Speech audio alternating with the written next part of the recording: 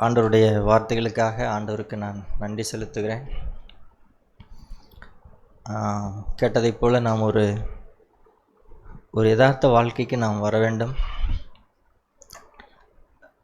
நாம் நம்மை வஞ்சித்துக்கொள்ளாதபடிக்கு, ஏமாற்றிக்கொள்ளாதபடிக்கு, தேவன் நமக்கு வைத்திருக்கிற மேன்மையானவைகளை நாம் இழந்து போகாதபடிக்கு, நாம் ஒரு விழிப்புள்ள வாழ்க்கை நமக்கு அவசியமாக இருக்கிறது.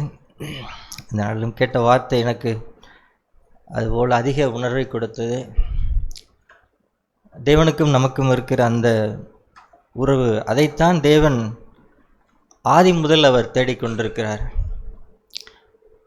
ஆதாமே நீ எங்கே இருக்கிறாய் அப்படின்னு கேட்ட ஆண்டவர் இன்றைக்கும் அவரால் சிருஷ்டிக்கப்பட்ட ஒவ்வொரு ஆத்மாவையும் நீ எங்கே இருக்கிறாய் அப்படின்னு சொல்லித்தான் அவருடைய சத்தம் இருக்கிறது. ஆமாம், ஆதாமுக்கு ஒரு தேவன் இருக்கிற அந்த ஐக்கியத்தை அவர் விரும்பினார். ஆதி முதல் அது அப்படித்தான் இருந்தது. நம்மை குறித்தும் அப்படித்தான். ஆதியிலே தேவன் அப்படி இருந்தார், இப்பொழுது ஏதோ மாறிவிட்டார் என்றல்ல. இன்றைக்கும் தேவன் நம் ஒவ்வொருவரோடும் கூட ஐக்கியப்படும்படிக்கு அவர் விரும்புகிறார். அதுக்காக ஆண்டவருக்கு நான் நன்றி செலுத்துகிறேன். அதை புதுப்பிக்கும்படியாக இந்த நாளிலும் கூட நாம் கேட்ட அநேக வார்த்தைகளை நாம் கேட்டோம். இப்பொழுது நாம் எப்படி இருக்கிறோம் அப்படிங்கிறதை நம்மை நாமே நிதானித்து பார்ப்பதற்காகத்தான் இந்த நேரம் கேட்ட வார்த்தைகளை வைத்து.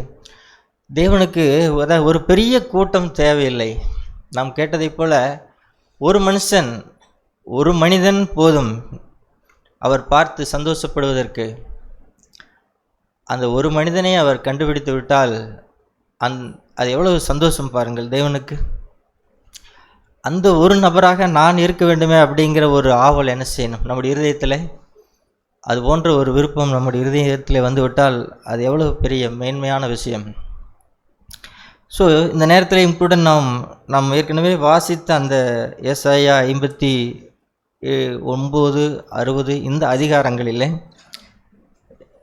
சொன்னதைப் போல இது மறுபடியும் ஒரு பிரசங்கமாக இல்லாமல் இதில் சொல்லப்பட்ட வார்த்தைகளிலே நம்முடைய வாழ்க்கையை நாம் பார்க்கும்படிக்காகத்தான் இந்த வார்த்தைகளை நாம் திரும்பவும் தயவுசெய்து இந்த 2 அதிகாரங்களிலே சொல்லப்படுகிற காரியங்களை நம்முடைய வாழ்க்கையோடு கூட இந்த நேரத்தில் நாம் சம்மந்தப்படுத்தி நாம் மெய்யாகவே நாம் பார்ப்போம். யாருக்காகவோ அப்படின்னு இல்லாமல் எனக்காக அப்படின்னு சொல்லி நம்மை நாம் நிதானித்து பார்ப்பதற்காக இந்த காரியங்களை நாம் தொடர்ந்து நாம் தியானிக்கலாம். இந்த ஜெபம் நமக்கு இயேசு கிறிஸ்துனுடைய வாழ்க்கை நமக்கு தெரியும். அவர் அடிக்கடி அவர் ஜெபம் பண்ணினார் அப்படின்னு சொல்லி வேதத்தில் நாம் வாசிக்கிறோம். அடிக்கடி அவர் ஜெபம் பண்ணினார். சில நேரங்களில் ராம் முழுவதும் கூட அவர் ஜெபம் பண்ணார். அந்த தேவையை பொறுத்து அவர் அப்படி செய்தார். மொத்தத்தில் தேவனோடு இருக்கிற அந்த உறவு, ஒரு பேசுதல், எல்லா காரியங்களை குறித்து ஒரு தகப்பன் தன் பிள்ளை இருக்கிற அந்த உறவை போல தான் தேவன் இன்றைக்கும் விரும்புகிறார். அந்த பாரம் வரக்கூடிய நாட்களில் அது நமக்கு என்ன செய்யணும்னு சொன்னால், ஏதோ இப்பவும் அப்பவுமாக இல்லாமல் அது நிஜமானதாக மாற வேண்டும் அப்படிங்கிற ஒரு வாஞ்சியோடு கூட. அப்படியானால் அதற்கு என்ன தடை அப்படிங்கிறது தான் இந்த வசனங்களில் வாசிக்கிறோம். ஏசாயா 59 அதிகாரத்தில் ரட்சிக்கக்கூடாதபடிக்கு கர்த்தருடைய கை குறுகி போகவில்லை, கேட்கக்கூடாதபடிக்கு அவருடைய செவி மந்தமாகவில்லை. உங்கள் அக்கிரமங்களே உங்களுக்கும் உங்கள் தேவனுக்கும் நடுவாக பிரிவினை உண்டாக்குறது. உங்கள் பாவங்களே அவர் உங்களுக்கு செவி கொடாதபடி அவருடைய முகத்தை மறைக்கிறது. இப்போது ரட்சிக்கக்கூடாதபடிக்கும் கேட்கக்கூடாதபடிக்கு நம்முடைய ஏழ்மையோ அல்லது ஐஸ்வர்யமோ தரித்திரமோ இவைகள் அல்ல. எது மறைக்கிறது அப்படின்னு சொன்னால், உங்கள் அக்கிரமங்களே தேவனுக்கும் நடுவாக, உங்களுக்கும் தேவனுக்கும் நடுவாக பிரிவினையை உண்டாக்குகிறது. உங்கள் பாவங்களே அவர் உங்களுக்கு செவி கொடாதபடி அவருடைய முகத்தை உங்களுக்கு மறைக்கிறது. இந்த 2 காரியங்களுமே நாம் மிக முக்கியமாய் நாம் பார்த்தோம் என்று சொன்னால், ஒன்று பிரிவினை. தேவனுக்கும் நமக்கும் ஒரு பிரிவினை, ஒரு நல்ல உறவில் இருக்கிறவர்களுக்கு ஒரு பிரிவினை வந்துருச்சுன்னா அதுக்கு என்ன காரணம் அப்படின்னு சொன்னால், ஒன்று என்னுடைய அக்கிரமம், இன்னொன்று என்னால் அவருடைய முகத்தை பார்க்க முடியவில்லை, அவருடைய முகம் மறைக்கப்பட்டு விட்டது அப்படின்னு சொன்னால் அதுக்கு என்ன காரணம்? என்னுடைய பாவம். இந்த ரெண்டை தவிர வேறு எதுவும் நம்மை என்ன செய்யாது, தேவனை விட்டு பிரிக்கிற விஷயங்கள் இந்த உலகத்திலே கிடையாது. நமக்கு தெரியும், பவுல் ஒரு பெரிய லிஸ்ட் போடுவார். கிறிஸ்துவின் அன்பை விட்டு எதுவும் என்னை பிரிக்காது. வறுமையோ, வருத்தங்களோ, துன்பங்களோ, பசியோ, நிர்வாணமோ, நாசமோசமோ, என்ன இருக்குதோ இல்லையோ, இது எதுவுமே என்ன செய்யாது, கிறிஸ்துவின் அன்பை விட்டு என்னை பிரிக்காது. சில பேருக்கு சில சின்ன குறைகள் வந்துட்டாலும் கூட ஆண்டவர் என்னை இப்படி வச்சிருக்கிறார் அப்படின்னு சொல்லி நம்ம வருத்தப்பட்டுக்கிறோம். தேவன் வைத்திருக்கிற நிலையிலே நமக்கு என்ன இல்லை, நமக்கு திருப்தி இல்லை. பொருளாதார நிலைகளாக இருந்தாலும் சரி, வாழ்க்கை சூழ்நிலைகளாக இருந்தாலும் சரி, அல்லது தேவன் நமக்கு தந்திருக்கிற வாழ்க்கை துணைகளாக இருந்தாலும் சரி, அது அப்படி இல்லை. ஆனால் எது பிரிக்கிறது அப்படின்னு சொன்னால் அவைகள் அல்ல பிரிக்கிறது, மாறாக நம்முடைய பாவம். அதை முதலாவது நாம் சீரியஸாய் பார்க்க வேண்டும். அப்படி பார்க்கும்போது நம்முடைய வாழ்க்கையில் அங்கே பாருங்கள், 3ஆம் வசனம், உங்கள் கைகள் இரத்தத்தாலும் உங்கள் விரல்கள் அக்கிரமத்தாலும் கரைபட்டிருக்கிறது. உங்கள் உதடுகள் பொய்யை பேசி உங்கள் நாவு நியாயக்கேட்டை வசனிக்கிறது. அதே வசனம் பாருங்கள், 13ஆம் வசனம், அதே அதிகாரம் 13ஆம் வசனம், கர்த்தருக்கு விரோதமாய் துரோகம் பண்ணி பொய் பேசி எங்கள் தேவனை விட்டு பின்வாங்கினோம். கொடுமையாகவும் கலகமாகவும் பேசினோம். கள்ள வார்த்தைகளை கற்பந்தரித்து இருதயத்திலிருந்து பிறப்பிக்க பண்ணினோம். இந்த 2 வசனத்திலேயும் நாம் பார்க்குறது என்னன்னு சொன்னால்,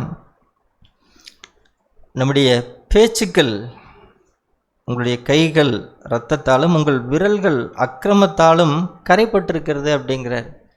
ஏன் இந்த இஸ்ரவேல் ஜனங்களுக்கு அவருடைய முகம் பிரிவினை வந்துவிட்டது, தேவனுடைய முகத்தை அது மறைத்து போட்டது அப்படின்னு சொன்னால், இது அவர்களுக்கல்ல, நாம் கேட்டதை போல நம்மை நாம் நிதானித்து பார்ப்போம். இது பிரசங்கமும் அல்ல. நாம் யதார்த்தமாக தேவ சமூகத்திலே தேவனை சந்திக்கும்படி நாம் வந்திருக்கிறோம். தேவனுடைய வார்த்தையை பார்த்து என்னுடைய இருதயத்தில் அல்லது என்னுடைய வாழ்க்கையிலே இவைகள் இருக்கும் என்று சொன்னால் நாம் என்ன செய்யணும்? தேவனிடத்தில் அறிக்கை செய்து நாம் மனம் திரும்ப வேண்டும். அதைத்தான் தேவன் எதிர்பார்க்கிறார்.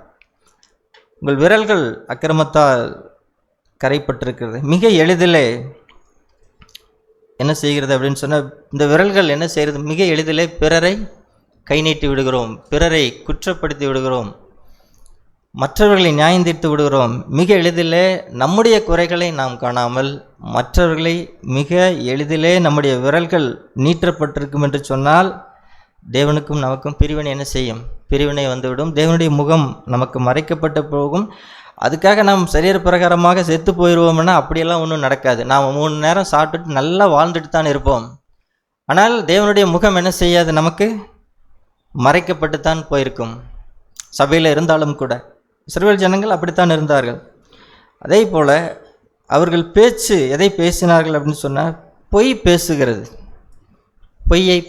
சூழ்நிலைகளில் ஏதோ சூழ்நிலைகள் நெருக்கத்தில் அப்படி சொல்லிட்டேன் அப்படி என்பது அல்ல. நான் பொய் பேசுகிறார். இஸ்ரவேல் ஜனங்கள் அப்படி இருந்தார்கள். ஏதோ ஒன்றை மறைக்கிறது நம்முடைய வாழ்க்கையில் இருக்கும் என்று சொன்னால், அதையும் நாம் என்ன செய்யணும்? நாம் இந்த நாளிலே மனம் திரும்பி நம்மை நாம் கழுவிக்கொள்வோம். உங்கள் நாவு நியாயக்கேட்டை என்ன செய்கிறது? வசனிக்கிறது. அதில் நியாயம் இல்லை. பொய் பேசி தேவனுக்கு துரோகம் பண்ணினோம். துரோகம் பண்ணினது மட்டுமல்ல, 13ஆம் வசனத்தில் எங்களை தேவனை விட்டு பின்வாங்கினோம். அதான் உண்மை. ஆமாம், ரட்சிக்கப்பட்ட புதிதில் என்னுடைய வாழ்க்கையில் நான் ஆண்டவரை நேசித்த விதம், ஆண்டவரை தேடின விதம், என்னுடைய ஜெப வாழ்க்கை, என்னுடைய வேத வாசிப்பு, இந்த காரியங்கள்லாம் எப்படி இருந்தது அப்படின்னு சொன்னால், மிகுந்த பரவசம் நிறைந்ததாய், பரலோக அனுபவமாய், உள்ளத்துக்கு மிகுந்த, ஆமாம், கேட்டதை போல் நமக்கு அநேக விஷயங்கள் ஜெபிக்க தெரியாது. ஆனால் இருதயத்தில் தேவ சமூகத்துக்கு போனால் ஒரு சொல்ல முடியாத சந்தோஷம் இருதயத்தில் இருக்கும்.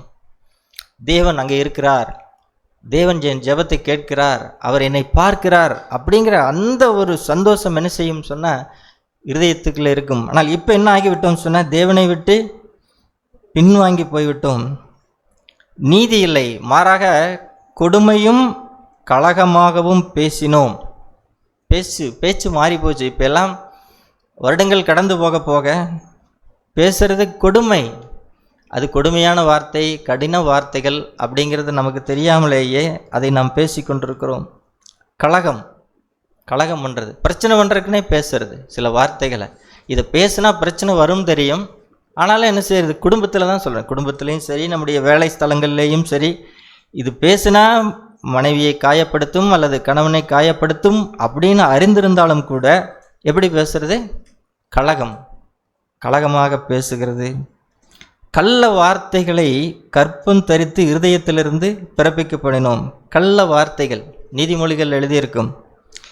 அது நான் பேசிட்டு இப்படி சொன்னதை போல் அவர்கள் காயப்படுத்தும் அப்படின்னு தெரிஞ்சும் கூட அது நான் விளையாட்டுக்கு தானே பேசினேன், நீ இப்படி எடுத்துக்குவேன்னு நான் பேசலை, நான் சும்மா விளையாட்டுக்கு தான் பேசினேன் அப்படின்னு சொல்கிறது. இதெல்லாம் என்ன அப்படின்னு சொன்னால் கள்ள வார்த்தைகளை பேசி இருதயத்திலிருந்து பிறப்பிக்கப்படும். எனவே என்ன சென்றதுன்னா, நியாயம் என்ன இல்லை, நியாயம் பின்னிட்டு அகன்றது, நீதி தூரமாய் நின்றது, சத்தியம் வீதியிலே இடறி யதார்த்தம் வந்து சேராமல் போயிட்டுது. இதையெல்லாம் பார்த்துட்டு தான் சத்தியம் தள்ளுபடி ஆயிற்று, பொல்லாப்பை விட்டு விலகிறவன் கொள்ளையாகிறான். இதை பார்த்து தான் ஆண்டவர் என்ன சொன்னார்னா, இதை கர்த்தர் பார்த்து நியாயமில்லை என்று விசனமுள்ளவர் ஆனார். நாம் எத்தனை பேர் இந்த உணர்வை பெற்றிருக்கிறோம் அப்படிங்கிறது தெரியல. கர்த்தர் இதையெல்லாம் பார்க்கிறார் அப்படிங்கிற அந்த உணர்வு, அந்த வசனம் பாருங்கள், இதை கர்த்தர் பார்க்கிறார், கர்த்தர் பார்த்து இதெல்லாம் நியாயம் இல்லை அப்படின்னு சொல்லி ரட்சிக்கப்பட்டு தேவனுடைய பிள்ளைகளாக இருக்கிற நம்முடைய வாழ்க்கையில் இருக்கிற காரியங்களை தேவன் பார்த்து தான் அவர் பார்க்கிறார். இதையெல்லாம் கர்த்தர் பார்க்கிறார். இதெல்லாம் ஆண்டவருக்கு தெரியாது, அவர் பரலோகத்தில் இருக்கிறாரு, நான் பேசுறதில்ல என்ன அவர் கேட்குறாரா, அதெல்லாம் எப்படி தெரியும் அப்படின்னு நாம் பேசுகிறோம், கொடுமையாய் பேசுகிறோம், கள்ள வார்த்தைகளை பேசுகிறோம். நம்முடைய இருதயம் ஆண்டவரை விட்டு பின்வாங்கி போய்விட்டது. சர்வசாதாரணமாக சூழ்நிலைகளை தப்பிப்பதற்கு பொய் பேசுகிறது, விரோதங்கள், கசப்பை, ஒரு நபருக்கு விரோதமாக இருதயத்திலே ஒருத்தர் மேலே ஒரு கருத்து வச்சுட்டு எல்லா வேலையும் செஞ்சுட்டு இருக்கிறோம். ஒரு சகோதரனை குறித்தோ ஒரு சகோதரியை குறித்தோ ஒரு அபிப்பிராயமோ ஒரு கருத்தோ மனசில் வச்சுட்டு அதை வெளியே சொல்கிறதில்ல, ஆனால் நன்றாக இருக்கிறது போலவே நாம் வாழ்ந்து கொண்டிருக்கிறோம். இல்லை, அது தேவனுக்கும் நமக்கும் பிரிவினையை கொண்டு வந்துவிடும். தேவனுடைய முகத்தை நம்மால் என்ன செய்ய முடியாதுன்னா பார்க்க முடியாது, அது மறைத்து போட்டு விடும். இப்போ தான் இன்னொரு சொல்கிறார், இதெல்லாம் பார்த்துட்டு ஆமாம் விண்ணப்பம் பண்ணுகிறவன் இல்லை அப்படின்னு சொல்லி அவர் ஆச்சரியப்பட்டார். தேவன் சுவிசேஷங்களில் பல இடங்களிலே அநேகர் அவரை ஆச்சரியப்பட வைத்திருக்கிறார்கள். அது அற்புதமான விஷயம். அவர்களுடைய விசுவாசத்தை பார்த்து ஆண்டவர் என்ன செய்தார், பல நேரங்களிலே ஆச்சரியப்பட்டிருக்கிறார். ஆனால் நம்மிடத்தில் எதை பார்த்து ஆண்டவர் ஆச்சரியப்படுகிறார் அப்படிங்கிறதை நாம் என்ன செய்யணும், நாம் நம்மை நிதானித்து பார்ப்போம். நம்முடைய கால்கள் பொல்லாப்பு செய்வதற்கு ஓடுகிறதா, பிறரை குறித்து தீமை பேசுகிறதா, புறங்கூறுகிறதா, நாம் என்ன நிலைமைக்கு வந்து விட்டோம் பாருங்கள். நம்முடைய வாழ்க்கை தரம் எப்படி இருக்க வேண்டும், தேவனுடைய எதிர்வார்த்தை எப்படி இருக்கிறது. ஆமாம், சில விஷயங்களை பார்த்தால் பவுல் சொல்வதை போல அஞ்ஞானிகளுக்குள்ளும் இல்லாத விஷயங்கள் எங்கே இருக்கிறது, நம்முடைய வாழ்க்கையில் இருக்கிற அளவுக்கு நாம் அவ்வளவு உணர்வில்லாதவர்களாக என்ன செய்து விட்டோம், அவ்வளவு உணர்வில்லாதவர்களாய் நாம் போய்விட்டோம். இல்லை, நாம் அப்படி இருக்கக்கூடாது. அதே அதிகாரத்தில் பாருங்கள், நம்முடைய வெளிப்படையான காரியங்கள் இப்படி போய்விட்டாலும் கூட 59ஆம் அதிகாரம் 7ஆம் வசனத்தில் அவர்கள் நினைவுகள் எப்படிப்பட்டதாக இருக்கிறது, அக்கிரம நினைவுகள், பால் கடிப்பும் அழிவும் அவர்கள் வழிகள் இருக்கிறது. சிந்தை வாழ்க்கை, நம்முடைய சிந்தை வாழ்க்கையை பாருங்கள். பிறரை குறித்து நாம் நினைக்கிற நினைவுகள், உலகத்தையும் சரி வெளியிலையும் குறித்து ஆண்டவரே நம்முடைய சிந்தை நினைவுகள், அங்கே பாருங்கள், அவர்கள் நினைவுகள் அக்கிரம நினைவுகள். எனவே தேவனுடைய முகம் எப்படி இருக்குதுன்னு அவங்களுக்கு மறைக்கப்பட்டிருக்கிறது. ஆண்டவரே என்னுடைய சிந்தை வாழ்க்கை எப்படி நான் பார்க்குறேன், என்னுடைய சிந்தை வாழ்க்கை சுத்தமாக இருக்கிறதா, பரிசுத்தமாக இருக்கிறதா, நீ நினைக்கிறது போல நான் நினைக்கிறேனா, அல்லது பிறரை குறித்து நான் நினைக்கிற நினைவுகள், கசப்புகளையும் வைராக்கியங்களையும் மனதிலே வைத்துக்கொண்டு நான் நல்லவர்களைப் போல என்ன செய்து கொண்டிருக்கிறோம், நான் காண்பித்து கொண்டிருக்கிறேன். உண்மை இல்லை ஆண்டவரே, எங்களிடத்துல உண்மை இல்லை, என் நினைவுகள் சுத்தமில்லை. எனவே என்ன நடக்கிறதுன்னு சொன்னால் நமக்கு சமாதான வழி தெரிய மாட்டேங்குது. 8ஆம் வசனம், சமாதான வழியை அறியார்கள், அவர்கள் நடைகளில் நியாயமில்லை, தங்கள் பாதைகளை தாங்களே கோணலாக்கி கொண்டார்கள். இது எவ்வளோ பெரிய துயரம் பாருங்கள். தேவன் செயல் அப்படி, தேவன் செய்யலை, மாறாக என்ன செஞ்சாங்கன்னா அவர்களே, அதாவது சமாதானத்துக்கு போனாலும் கூட அவங்க என்ன செய்யறதில்ல, சமாதானத்துக்கு வர்றதில்லை. சமாதானம் வேண்டாம் வேண்டாம், நான் என்னை விட்டுருங்க, நான் பாட்டுக்கு நான் இருந்துக்கிறேன். சபையிலே அப்படி வாழ முடியாது. நாம் சபையிலே அப்படி தனிப்பட்ட கிறிஸ்தவத்தை வாழ முடியாது. சமாதான வழியை அவர்கள் அறியாது இருக்கிறார்கள்.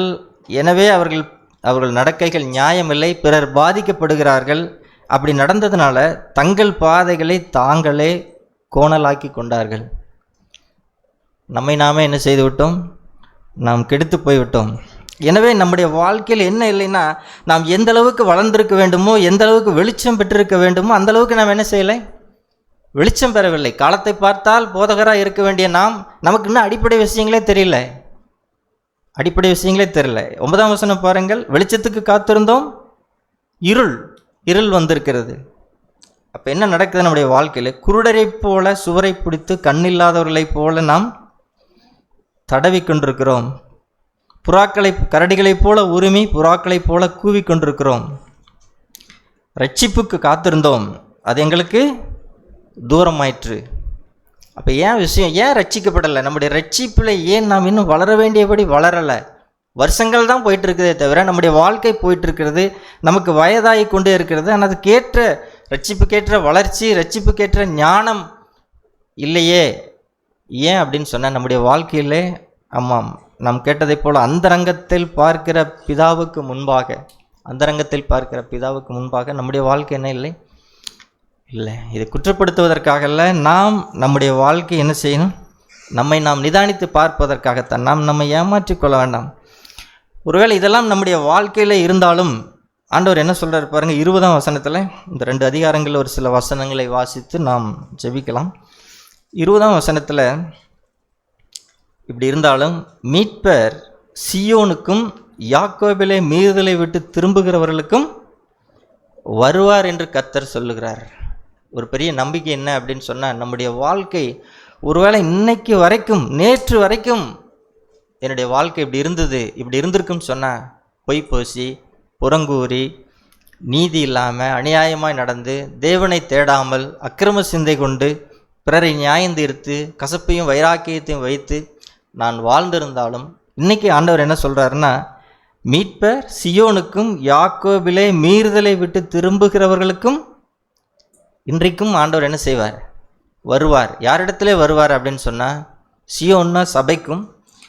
நம்முடைய தனிப்பட்ட வாழ்க்கையில் யாக்கோபிலே அப்படின்னு சொன்னால், நம்முடைய தனிப்பட்ட வாழ்க்கையில் எதை தேவன் நாம் மீறி இருக்கிறோம் என்பதை நமக்கு காண்பிக்கிறாரோ, அந்த மீறுதலை விட்டு நாம் திரும்பினால் என்ன செய்வார், ஆண்டவர் வருவார் என்று கர்த்தர் சொல்லுகிறார். அப்போ என்ன நடக்கும்? உன்மேல் இருக்கிற என் ஆவியும் நான் உன் வாயில் அருண என் வார்த்தைகளும் இது முதல் என்றென்றைக்கும் உன் வாயிலிருந்தும் உன் சந்ததியின் வாயிலிருந்தும் உன் சந்ததியினுடைய சந்ததியின் வாயிலிருந்தும் நீங்குவதில்லை என்று கர்த்தர் சொல்லுகிறார். இது எனக்கு அவர்களோடு இருக்கும் என் உடன்படிக்கை என்று கர்த்தர் சொல்லுகிறார். பாருங்கள், தேவனுடைய இருதயத்தின் பாரம் என்ன. தம்முடைய ஜனங்கள் இப்படி இருந்தாலும் கூட அவர்களுக்கு ஒரு போக்கை, ஒருவேளை அவர்கள் திரும்பினால் நான் இதை செய்வேன். தேவன் 2 காரியங்களை செய்கிறார். ஒன்று அவருடைய ஆவியையும், 2வது உன் வாயில் அருணி என் வார்த்தைகளும். இந்த 2 காரியங்கள் தான் மிகப்பெரிய ஆசீர்வாதம். இந்த உலகத்தில் நாம் எதை பெற்றிருக்கிறோமோ இல்லையோ, நம்முடைய வாழ்க்கையில் எது முக்கியம் அப்படின்னு சொன்னால், என் தேவனுடைய ஆவியையும் தேவனுடைய வார்த்தையும் உடையவர்களாய் நாம் எப்போது இருக்கிறது எவ்வளோ பெரிய ஐஸ்வர்யம் பாருங்கள். அது மிகப்பெரிய ஐஸ்வர்யம், மிகப்பெரிய சொத்து. எவ்வளவு சொத்து இருந்தும் நமக்கு இவைகள் இல்லை, கர்த்தருடைய ஆவி இல்லை அப்படின்னு சொன்னால், ஆண்டவர் என்கிட்ட பேசுறதில்லை, ஆண்டவருடைய வார்த்தை இல்லைன்னா அது எவ்வளோ பெரிய துயரமான வாழ்க்கை பாருங்கள். இல்லை, நாம் அப்படி இருக்கக்கூடாது. அப்படி நாம் இருந்தால் தேவன் நமக்கு என்ன செய்வார்? ஓகே, இப்படியெல்லாம் நம்முடைய வாழ்க்கை இருந்தாலும் கூட 60ஆம் அதிகாரத்திலே ஒரு சில வசனங்களை நாம் வாசித்து, இப்படி நாம் திரும்பினால், நம்முடைய மீறுதல்களை விட்டு நாம் திரும்பினால் அடுத்து என்ன நடக்கும் அப்படின்னு சொன்னால், 60ஆம் அதிகாரம் 2ஆம் வசனத்தில் உள்ள பின்பகுதி பாருங்கள். அது 2ஆம் வசனமே கூட. இருள் பூமியையும் காரிருள் ஜனங்களையும் மூடும், ஆனாலும் உன்மேல் கர்த்தர் உதிப்பார், அவருடைய மகிமை உன்மேல் காணப்படும். என்னுடைய மீறுதலை விட்டு நான் திரும்பினால் ஆண்டவர் என்ன செய்வார்? இந்த உலகம் பூமி, இந்த இருள் பூமியையும் காரிருள் ஜனங்களையும் மூடும். என்னை சுற்றி இருக்கிற நம்மோடு வாழ்கிற இருக்கிற மக்களுக்கு எப்படி இருக்குன்னு சொன்னால் இருளாக இருக்கும், காரிருளாக இருக்கும். எது? பூமி. ஆனால் நமக்கோ அவர் உண்மையில் கர்த்தர் உதிப்பார், அவருடைய மகிமை என்ன செய்யும்? உண்மையில் காணப்படும். இயேசு கிறிஸ்து இந்த பூமியில் இருந்தபோது அவரை பற்றி நாம் யோவானில் வாசிக்கிறோம். கிருபையினாலும் சத்தியத்தினாலும் நிறைந்தவராய் நமக்குள்ளே வாசம் பண்ணினார், அவருடைய மகிமையை நாம் கண்டோம் அப்படின்னு சொல்லி நாம் வாசிக்கிறோம். இயேசு கிறிஸ்துவ மேல் இருந்த அந்த மகிமை நம்மையில் என்ன செய்யும்? நம்மேல் இருக்காதா? அவர் ரொம்ப விசேஷமானவர் பிதாவுக்கு, அதனால் அவர் மேல் அந்த மகிமை இருந்தது, நமக்கு இல்லை. அப்படியா? அப்படி இல்லை. அவருடைய மகிமை என்ன செய்யும்? உண்மையில் காணப்படும். நாம் செய்ய வேண்டிய ஒன்று தான், நம்முடைய மீறுதல்களையும் அக்கிரமங்களையும் மனம் திரும்பினால் நம்முடைய வாழ்க்கை இப்படித்தான் இருக்கும். 7ஆம் வசனத்தை பாருங்கள். கேதாரின் ஆடுகள் எல்லாம் உன்னிடத்தில் சேர்க்கப்படும், நெபாயோத்தின் கடாக்கள் உன்னை சேவித்து அங்கீகரிக்கப்பட்டதாய் என் பலிபீடத்தின் மேல் ஏறும், என் மகிமையின் ஆலயத்தையும் மகிமைப்படுத்துவேன். இது பாருங்கள், இன்றைக்கு அநேக இடங்களிலே இதுக்குத்தான் நான் பயப்பட வேண்டும். என்னுடைய வாழ்க்கையிலே அக்கிரமங்களையும் பாவங்களையும் வைத்துக்கொண்டு நான் துதிக்கிறதா இருக்கட்டும், நான் ஜெபிக்கிறதா இருக்கட்டும், நான் செய்கிற ஊழியமாக இருக்கட்டும் அங்கீகரிக்கப்படாது. இன்னைக்கு அநேகர் அப்படி இருக்கிறார்கள். தங்கள் வாழ்க்கை சரியில்லை, வாழ்க்கையிலே பரிசுத்தம் இல்லை, உண்மை இல்லை. ஆனால் தேவனுக்கு என்ன செய்கிறோம்? நாங்கள் தேவனுக்கு ஊழியம் செய்கிறோம் அப்படிங்கிறோம். இல்லை, அப்படி இல்லை. இந்த வசனத்தை பாருங்கள். அதாவது என் பலிபீடத்தின் மேல் அது அங்கீகரிக்கப்பட்டதாக இருக்க வேண்டும். நாம் செய்கிற துதியாக இருக்கலாம், ஜெபமாக இருக்கலாம், ஊழியமாக இருக்கலாம், நம்முடைய வாழ்க்கையாக இருக்கலாம், இதெல்லாமே எப்படி இருக்குன்னு சொன்னால் தேவனால் அங்கீகரிக்கப்பட்டதாக இருக்கணும். எப்பொழுது அப்படின்னு சொன்னால், என்னுடைய மீறுதல்களை விட்டு நான் திரும்பும்போது அது என்ன செய்யும்? அது அப்படி நம்முடைய வாழ்க்கை மாறும். அடுத்தது 16ஆம் வசனத்தினுடைய பின்பகுதியை பாருங்கள். நம்முடைய வாழ்க்கையில் அடுத்து என்ன நடக்கும் அப்படின்னு சொன்னால், கர்த்தராகிய நான், அதே ஏசாயா 60ஆம் அதிகாரம் 16ஆம் வசனத்தினுடைய பின்பகுதி, கர்த்தராகிய நான் இரட்சகர் என்றும் யாக்கோபின் வல்லவர் உன் மீட்பர் என்றும் அறிந்து கொள்வாய். பாருங்கள், ஒரு விஷயத்தை விட்டு நாம் பாவத்தை விட்டு மனம் திரும்பும் பொழுது தேவன் நமக்கு என்ன எல்லாம் செய்கிறார் பாருங்கள். நம்முடைய வாழ்க்கை எப்படி ஆயிரும்? ஆண்டவரை அறிந்து கொள்ள வேண்டும் அப்படின்னு நம்ம விரும்புகிறோம் அப்படின்னு சொன்னால் அதுக்கு ஒன்று தான், நாம் மனம் திரும்பினால், நம்முடைய துன்மார்க்கத்தை விட்டு நம்முடைய பாவங்களை விட்டு நாம் மனம் திரும்பினால், கர்த்தராகிய நான் இரட்சகர் என்றும் யாக்கோபின் வல்லவர் உன் மீட்பர் என்றும் அறிந்து கொள்வாய். நாம் சந்திக்கிற எந்த சூழ்நிலைகளாக இருந்தாலும் சரி, நெருக்கங்களாக இருந்தாலும் துன்பங்களாக இருந்தாலும் கூட, அந்த நேரத்திலே நாம் தேவனை எப்படி கண்டுபிடிக்க முடியும்? அவர் என்னை ரட்சிக்கிறவர் அப்படின்னும் அவர் என் மீட்பர் அப்படிங்கிறதையும், எவ்வளவு தோல்வி அடைந்திருந்தாலும், எவ்வளவு ஆழத்திலே கிடந்தாலும், எவ்வளத்திலே சிக்குண்டு நான் வர முடியாமல் இருந்திருந்தாலும் நான் அறிந்து கொள்வேன். நான் திரும்பினால், அவரிடத்திலே திரும்பினால் அவரை இரட்சகரும் மீட்பருமாக நான் இது நம்முடைய வாழ்நாள் முழுவதும் ஏதோ ஒரு நாள் என்னை இரட்சகராக ஏற்றுக்கொண்டேன், அவர் எனக்கு மீட்பை கொடுத்தார் என்பதல்ல வார்த்தை. அது ஒரு நாள் நடந்தது. நம்முடைய வாழ்க்கை முழுவதும் நாம் கடந்து போகிற பல சோதனைகளின் மத்தியிலே, பல சோதனைகள் நெருக்கங்களின் மத்தியிலே அவரை நாம் எப்படி கண்டுகொள்வோம் சொன்னால் இரட்சகராகவும் மீட்பராகவும் கொண்டு கொள்வோம். நம்முடைய வாழ்க்கையில் என்ன இருக்காதுன்னா 18ஆம் வசனம், கொடுமை இருக்காது, இனியுடைய வாழ்க்கையிலே அழிவு இருக்காது, நாசம் இருக்காது, நம்முடைய வாழ்க்கை எல்லெங்கும் உன் எல்லைகளில் கேட்கப்பட மாட்டாது, உன் மதில்கள் ரட்சிப்பென்றும் உன் வாசல்களை துதி என்றும் சொல்லுவாய். பாருங்க, இனி நம்முடைய வாழ்க்கையில் என்ன இல்லை? இப்படி இருந்துட்டோம் அப்படின்னு சொன்னால் நம்முடைய ஆவிக்குரிய வாழ்க்கையில் என்ன இல்லைன்னு சொன்னால், இனி கொடுமை இல்லை, அழிவு இல்லை, நாசம் இல்லை, மாறாக என்ன இருக்குன்னு சொன்னால் ரட்சிப்பு இருக்கும். நம்முடைய வாழ்க்கையில் துதி இருக்கும், ரட்சிப்பு இருக்கும், நம்முடைய வாழ்க்கையிலே துதி இருக்கும். இதுதான் நமக்கு கிடைக்கிற பெரிய ஆசீர்வாதம். 19ஆம் வசனம், சூரியன் இனி என்ன செய்யாதுன்னா உனக்கு பகலிலே வெளிச்சமாயிராமலும் சந்திரன் தன் வெளிச்சத்தால் உனக்கு பிரகாசியாமலும் கர்த்தரே உனக்கு நித்திய வெளிச்சமும் உன் தேவனே உனக்கு மகிமையுமாயிருப்பார். பாருங்கள், இதெல்லாம் படிக்க நம்முடைய வாழ்க்கை இப்படி மாறாதா, என்னுடைய வாழ்க்கை இப்படி ஆகாதா அப்படிங்கிற ஒரு பெரிய ஆசை நமக்கு என்ன செய்யறது? நம் உள்ளத்தில் வருது. கர்த்தரே உனக்கு நித்திய வெளிச்சமும் உன் தேவனே உனக்கு மகிமையுமா இருப்பார். எது மகிமை? இன்னைக்கு உலக மனுஷர்கள் சொல்லுகிறதெல்லாம் அவைகளெல்லாம் மகிமைகள், அவைகளெல்லாம் அழிந்து போகக்கூடியது. பணம் பொருளாக இருக்கட்டும், மதிப்பு மரியாதைகளாக இருக்கட்டும், சொத்து வத்துக்களாக இருக்கட்டும், இதெல்லாம் உனக்கு மனுஷன் மகிமை அப்படின்னு நினைக்கிறான். ஆனால் இவைகளெல்லாம் மகிமை. எது மகிமை அப்படின்னு சொன்னால் தேவன் தான் நமக்கு மகிமை. தேவனுடைய பிள்ளைகளுக்கு எது மகிமை?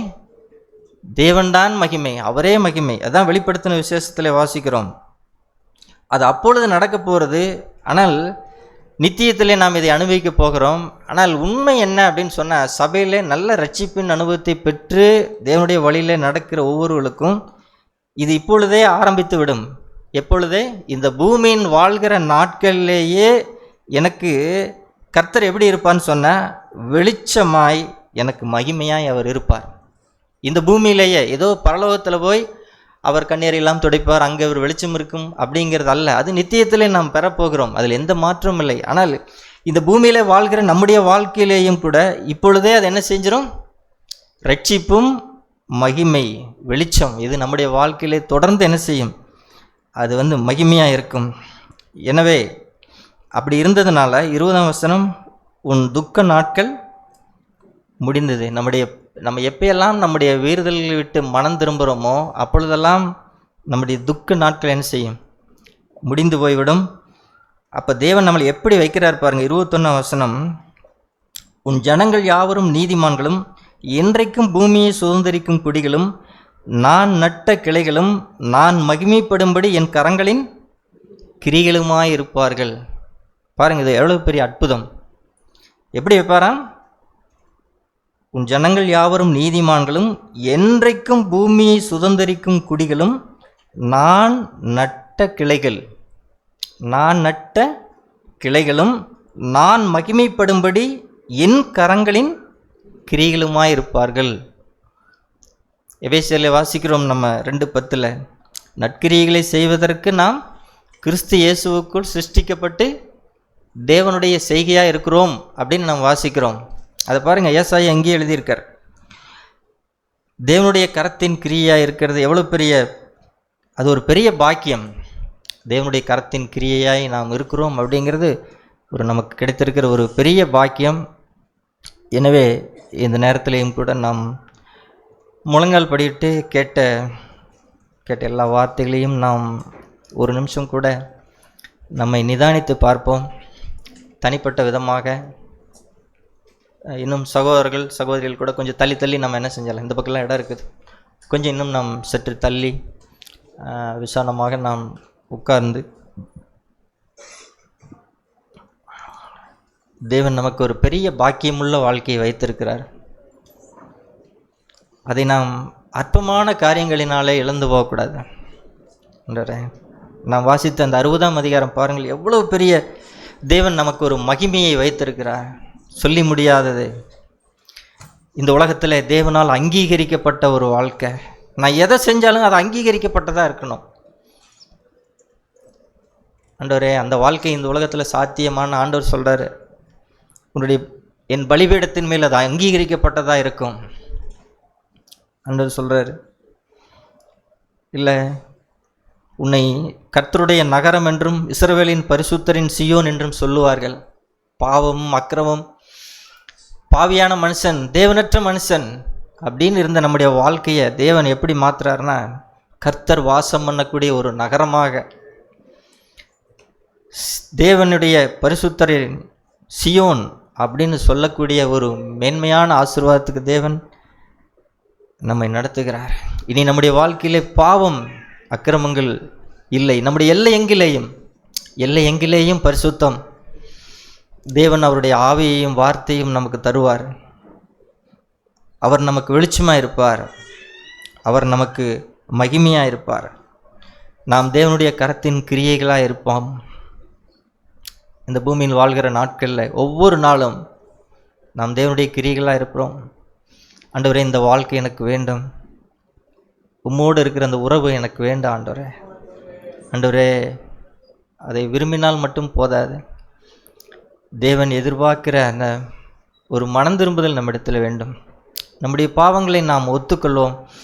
அதுக்கு காரணம் நாம் சொல்ல வேண்டாம். ஆண்டவரே, என் மனதை நான் கடினப்படுத்தி வாழ்ந்து இருக்கிறேன் ஆண்டவரே, உம்முடைய சத்தத்தை எத்தனையோ முறை நான் கேட்டும் ஆண்டவரே, நீர் எனக்கு உணர்த்தியும் ஆண்டவரே, என் இருதயத்தை நான் கடினப்படுத்தி இருக்கிறேன். என்னுடைய பேச்சுக்கள் கலக பேச்சுக்களாக இருந்திருக்கிறது. நான் உண்மையை பேசலை, கள்ள வார்த்தைகளை பேசியிருக்கிறேன். ஆண்டவரே, ஏதோ அந்நியரிடத்தில் இல்லை, குடும்பத்தில், சொந்த சகோதரனிடத்தில், கணவன் மனைவியினிடத்தில், மனைவி கணவனிடத்தில், பிள்ளைகளிடத்தில் ஒரு கள்ள வார்த்தைகளை. ஆண்டவரே, நான் மனம் திரும்புகிறேன். ஆண்டவரே எனக்கு உதவி செய்யுங்க. நம்ம நிதானித்து பார்ப்போம். நம்முடைய வாழ்க்கையில் எங்கே ஆகிலும், யாரை குறித்தாகிலும் ஒரு தவறான மனப்பான்மை, ஒரு கருத்து நமக்கு இருக்கும் என்று சொன்னால், ஆண்டவரே, இந்த வேளையிலே நான் அதை உம்முடைய சமூகத்தில் வைக்கிறேன். ஆண்டவரே, என்னை சுத்திகரிங்க. எனக்கு அது வேண்டாம், அந்த கொடுமை எனக்கு வேண்டாம். ஆண்டவரே, ஒரு கடின நெஞ்சம் எனக்கு வேண்டாம். ஆண்டவரே, நான் யார் மேலாகலும் இரக்கம் இல்லாதவனாய் நான் இருந்திருப்பேன் என்று சொன்னால், ஆண்டவரே, நீர் எனக்கு இறங்கினது போல நானும் மற்றவர்களுக்கு இறங்கட்டுங்க. ஆண்டவரே, என்னுடைய எத்தனையோ பாவங்களை எனக்கு மன்னிச்சிருக்கிறீங்க. ஆண்டவரே, நானும் மன்னிக்கிட்டேன். ஆண்டவரே, எனக்கு உதவி செய்யுங்க. என்னிடத்தில் உண்மையை தாங்க. ஆண்டவரே, எனக்கு உதவி செய்யுங்க. ஆதியில் இருந்தது போல, ஆண்டவரே, ஆதியில் இருந்தது போல அந்த ஐக்கியம் எனக்கு எதுவும் வேண்டாம். எனக்கு ஊழியம் வேண்டாம். ஆண்டவரே, எனக்கு சொத்து சுகம் வேண்டாம். அதை அவர் தர நினைத்தால் அதை அவர் செய்யட்டும். என்னுடைய விருப்பமெல்லாம் ஆண்டவரே, மோடு இருக்கிற ஐக்கியம் எனக்கு வேண்டும். ஆண்டவரே, உம்முடைய மகிமை அது ஒன்றுதான் என்னுடைய வாஞ்சை. ஆண்டவரே, எனக்கு என்னுடைய வாழ்க்கை குறித்து எனக்கு வெளிச்சம் வேண்டும். ஆண்டவரே, நான் இருளில் இருந்ததுக்கு வேற காரணங்கள் சொல்ல வேண்டாம். ஆண்டவரே, உம்முடைய முகத்தை பார்த்து எனக்கு அநேக நாட்கள் ஆகிவிட்டது, மாதங்கள் ஆகிவிட்டது. ஆண்டவரே, உம்முடைய முகம் என்றைக்கோ மறைக்கப்பட்டு போய்விட்டது. உடைய பிரிவினைகள் எப்பொழுதோ வந்து விட்டது. உணர்வில்லாமலும் ஆண்டவரே உம்மிடத்திலே திரும்பாமலும் உம்மை நினையாமலும் போன நாட்களை எங்களுக்கு மன்னிங்க. ஆண்டவரே, எனக்கு மன்னிங்க. ஆண்டவரே, எனக்கு உதவி செய்யுங்க. ஆண்டவரே, உம்மை மறந்து போய்விட்டோம். எங்களுக்கு வாழ்க்கை காரியங்கள் முக்கியமாய், கடமைகள் முக்கியமாய் போய்விட்டது. ஆண்டவரே, நீர் தந்த வேலை, நீர் தந்த குடும்பம், நீர் தந்த பிள்ளைகள், ஆண்டவரே, நீர் தந்தவைகள் எங்களுக்கு முக்கியமாய் போய்விட்டது. உம்மை மறந்து விட்டோம். ஆண்டவரே, உம்மை எண்ணாமல் போய்விட்டோம். உலகத்தின் பாரங்களும் கவலைகளும் எங்களுக்கு வந்து விட்டுச்சு. ஆண்டவரே, எதிர்காலத்தை குறித்த கவலை. ஆண்டவரே, எங்களுடைய பாரங்கள், லௌகீக பாரங்கள் எங்கள் இருதயத்திலே வந்திருக்கிறது. ஆண்டவரே, நாங்கள் மனம் திரும்புகிறோம். எங்கள் மீறுதல்களெல்லாம் உமக்கு முன்பாக மிகுதியாக இருக்கிறது. ஆண்டவரே, மிகுதியாக இருக்கிறது. இந்த நேரத்தில் நாம் மனம் திரும்பி தாவீதை போல உள்ளத்தில் உண்மை இருக்க விரும்புகிற தேவன், நொறுங்குண்டு பணிந்த ஆவியுள்ளவர்களிடத்திலே வாசம் பண்ணுகிற தேவன், அப்படிப்பட்டவர்களை அவர் ரட்சிக்கிறார், அவர்களுக்கு உதவி செய்கிறார். நம்மை நாம் தேவ சமூகத்திலே தாழ்த்துவோம். நாம் கேட்டதை போல மனிதருடைய மதிப்பு நமக்கு மேன்மையாக இருக்க வேண்டாம். சபையில் கூட, ஆண்டவரே, சபையில் கூட என்னை மதிக்கணும் அப்படிங்கிறது எனக்கு வேண்டாம். ஆண்டவரே, உம்முடைய பார்வையிலே நான் பெரியவனாக இருக்க வேண்டும். ஆண்டவரே, யோவான் ஸ்நானனை பற்றி அப்படித்தான் எழுதப்பட்டிருக்குது. அவன் கர்த்தருக்கு முன்பாக பெரியவனாக இருப்பான். ஆண்டவரே, அதை நாம் வாஞ்சிக்கட்டும். ஆண்டவரே, மனுஷருடைய புகழ்ச்சிகள் அல்ல, மனுஷருடைய கணம் அல்ல, உமக்கு முன்பாக நாங்கள் பெரியவர்களாக இருக்கணும். ஆண்டவரே, நாம் யாவரும் இந்த வேளையிலே நம்மை மெய்யாகவே தேவனுக்கு முன்பாக தாழ்த்தி ஏக சத்தமாக நம்மை அர்ப்பணித்து மெய்யான நாம் ஆரம்பத்தில் கேட்டதை போல நாம் அவசரப்பட வேண்டாம். எதிலே நான் தவறினேன் என்பதை எனக்கு ஆண்டவர் காண்பிக்கிறாரோ அந்த விஷயத்தை நாம் தேவனிடத்திலே அறிக்கை செய்து மனம் திரும்பி ஆண்டவரோடு கூட ஒப்புரவாகி நாம் என்ன செய்வோம், அதை நாம் செய்வோம் என்று சொன்னால் அந்த ஏசாயா 60ஆம் அதிகாரம் நம்முடைய வாழ்க்கையில் நிறைவேறுவதை வரக்கூடிய நாட்களில் நாம் பார்க்க முடியும். அந்நிய கண்கள் அல்ல, நம்முடைய சொந்த கண்களில் நாம் காண முடியும். ஒரு நல்ல போராட்டத்தை நாம் பண்ணும்படிக்கு நாம் தேவனிடத்தில் அறிக்கை செய்து நாம் யாவரும் சேர்ந்து நாம் ஒப்பு கொடுத்து ஜெபிக்கலாம்.